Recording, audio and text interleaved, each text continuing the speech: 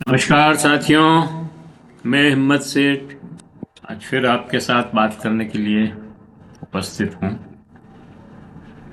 दोस्तों, हम जो वीडियो बना रहे हैं कैसे लग रहे हैं आपको? आपसे बात करके जानना चाहते हैं कि हम जो ये काम कर रहे हैं वो आपको कैसे लग रहे हैं। अच्छा, सीधी बात तो अभी संभव नहीं है, लेकिन आप कमेंट करके तो हमें बता ही सकते हैं। तो साथियों, आज बात करते हैं। अब महाराष्ट्र और झारखंड के चुनाव हो गए और उसके साथ जो बाई इलेक्शन थे यूपी के, और वो भी हो गए। राजस्थान में और मध्य प्रदेश में पहले ही हो गए थे। और लेकिन मैं ये कह रहा हूँ कि अब इन चुनावों का वैसे कोई विशेष महत्व नहीं रहा। ये जरूर है कि हम चूंकि लोकतंत्र में हैं, कहते हैं कि हम लोग, हमारे यहाँ लोकतंत्र है कि नहीं है, ये अभी संशय हो गया है। और लोकतंत्र में चुनाव होना एक आवश्यक परंपरा है, क्योंकि बहुमत से ही सरकारें चुनी जाती है। लेकिन लोकतंत्र के लिए और चुनाव के लिए एक बुनियादी जो शर्त है या कंडीशन है, वो ये है कि चुनाव निष्पक्ष हो। और निष्पक्ष चुनाव कब हो सकते हैं? जब ग्राउंड लेवल फील्ड इक्वल हो, बराबर हो, एक सरीखा हो सबके लिए। मतलब जो दो पहलवान मान लीजिए चुनाव में लड़ रहे हैं या मैदान में हैं, तो वो ग्राउंड जो है वो दोनों के लिए एक समान होना चाहिए। लेकिन हमारे यहाँ अब ग्राउंड लेवल फील्ड नहीं रहा।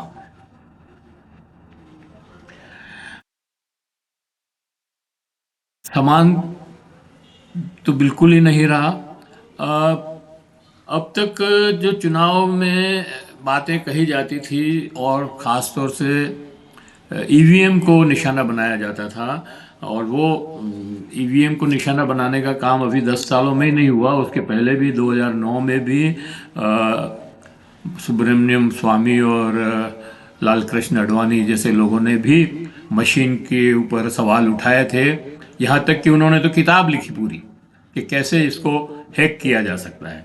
लेकिन आज वही जनता पार्टी उस मशीन के बारे में कोई बात सुनने को तैयार नहीं है। खैर, ये केवल मशीन का ही मामला नहीं रहा। मशीन तो अपनी जगह है ही गोलमाल करने के लिए, लेकिन अब चुनाव आयोग, स्थानीय प्रशासन, पुलिस, सेना और यहाँ तक कि कोर्ट तक भी भारतीय जनता पार्टी के अग्र संगठन के तौर पर काम कर रहे हैं। तो ये सारे लोग जो थे, ये जो संवैधानिक संस्थाएं हैं, ये पहले ग्राउंड लेवल फील्ड बनाने में मदद करती थी। अब ये सारे लोग भारतीय जनता पार्टी के साथ जुड़ करके काम कर रहे हैं। तो दूसरी पार्टियों के लिए वो फील्ड बनने का कोई मतलब ही नहीं है। ईडी, सीबीआई और इनकम टैक्स तो पहले ही भारतीय जनता पार्टी के सेवक की तरह उनके आदेश पर ही काम करते थे। इन सब के साथ धन का लेन देन और बार्गेनिंग करने की क्षमता वो भी भाजपा के पास ही है। एक एक विधायक को 50-50 करोड़ रुपए और हर वोटर को 10,000 रुपए की बोली लगाकर भाजपा के अतिरिक्त कौन खरीद सकता है? अभी साथियों, ये विनोद तावड़े जब पकड़ा है महाराष्ट्र में, तो कहा जा रहा है कि अगर एक परिवार में 5 वोटर हैं तो 50,000 रुपये आप ले जाओ और पांचों के वोट डलवा दो। तो जब इस तरह की बार्गेनिंग और इस तरह का पैसा चल रहा है चुनाव के अंदर, तो फिर मुझे नहीं लगता कि ये ग्राउंड लेवल फील्ड है और चुनाव में कोई दूसरा खड़ा भी रह सकता है।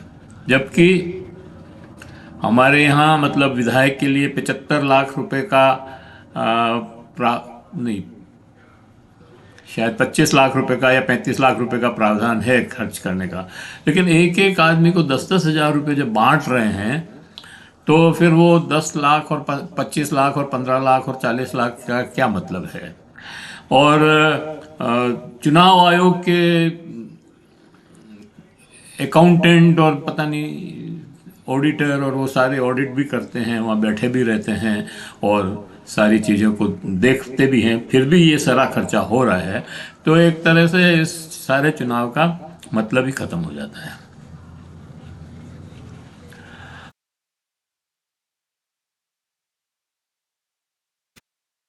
अब तो कोई जीत कर सरकार तो हम चुनाव के मायने ही बदल गए। अब तो कोई जीते सरकार तो हम ही बनाएंगे, ये कहते हुए बीजेपी के बड़े बड़े नेता नंगे होकर कह रहे हैं। उन्हें न तो लोकतंत्र में चुनाव संहिता का पालन करना है और न जीतने के बाद खरीद फरोख्त में शर्म आती है। और होंगे भी क्यों नहीं, जब तड़ी पार लोग हमारे बड़े बड़े मंत्री और बन जाते हैं, पदों पर आ जाते हैं, तो उनको काहे की शर्म। फिर सुप्रीम कोर्ट स्वयं, जिसने महाराष्ट्र की सरकार को ये कहा कि ये सरकार बिल्कुल अवैध है, गवर्नर का एक्ट संवैधानिक नहीं था, सरकार अवैध है, लेकिन उसी सुप्रीम कोर्ट ने उस सरकार को 2.5 साल तक चलने दी। जब 2.5 साल तक अवैध सरकार चल सकती है तो फिर भारतीय जनता पार्टी ये सब दंगाई करने में क्यों चूकी, सवाल है।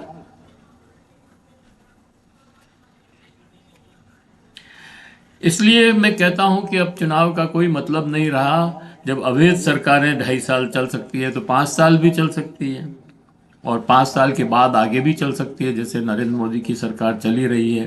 पुलवामा के बाद फिर सरकार में आ गए और अभी 240 लेकर के भी सरकार में ही हैं। अब चुनाव का कोई मतलब नहीं है। देश पूरी तरह से फासिज्म की गिरफ्त में फंस चुका है। भारतीय जनता पार्टी और आरएसएस मुंजे और सावरकर के पद चिन्हों पर चल रहे हैं, हिटलर और मुसोलिनी के रास्ते पर ही चल पड़े हैं।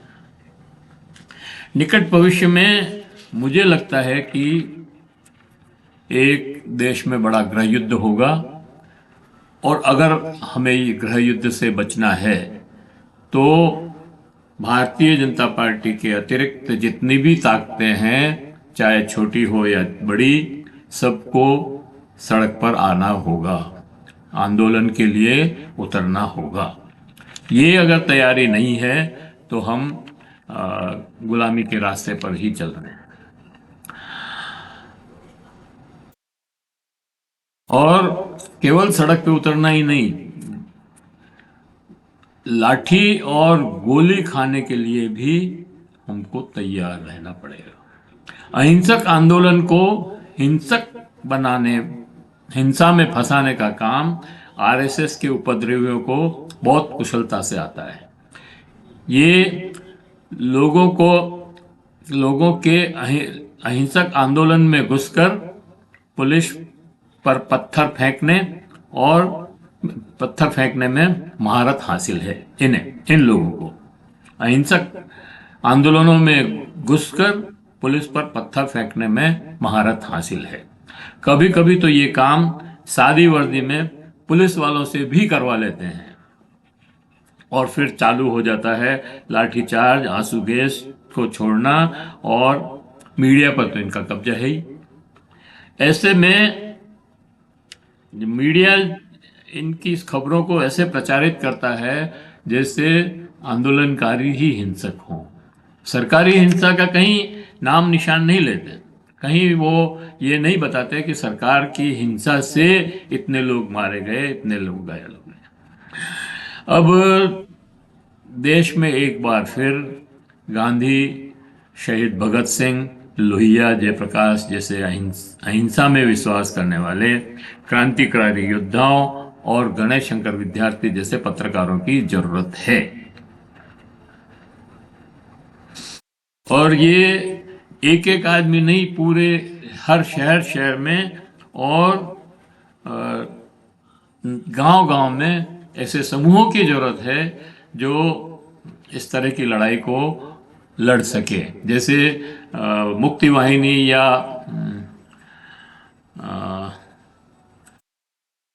जो संपूर्ण क्रांति की जो लड़ाई थी जयप्रकाश नारायण की, उस तरह की एक लड़ाई फिर से की जरूरत है।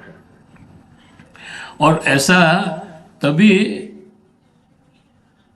ऐसा होगा तभी इस फांसीवादी निजाम से छुटकारा मिल सकता है, अन्यथा नहीं। स्वदेशी आंदोलन और आज़ादी के आंदोलन के समय जिस तरह का कांग्रेस संगठन था, वैसा एक अम्ब्रेला, मैं नहीं कह रहा कि कांग्रेस ही हो, लेकिन वैसा ही एक अम्ब्रेला इस आंदोलन को चाहिए। स्वतंत्रता आंदोलन तो अंग्रेजों के माने विदेशियों से लड़ना पड़ा, लड़े, जीते भी, लेकिन अभी जो लड़ाई है वो अपनों से लड़ाई है, इसी देश के लोगों से लड़ाई है। भले ही हमें अपनों से लड़ना पड़े, पर फांसीवादी विचार तो विदेशी ही है, यूरोप से ही आया है, और इससे हमको लड़ना ही पड़ेगा हमारे लोकतंत्र को जीवित रखने के लिए। तो मैं इस वीडियो को यहीं समाप्त करता हूँ और आशा करता हूँ कि आपको ये वीडियो पसंद आया होगा।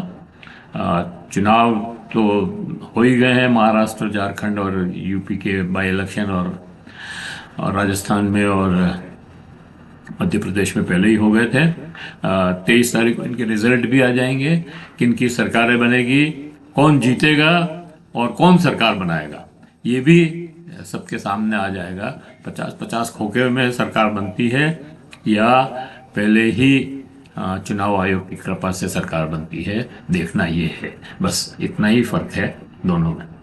तो ये वीडियो यही समाप्त करते हैं और आशा करते हैं कि आपको ये वीडियो पसंद आएगा।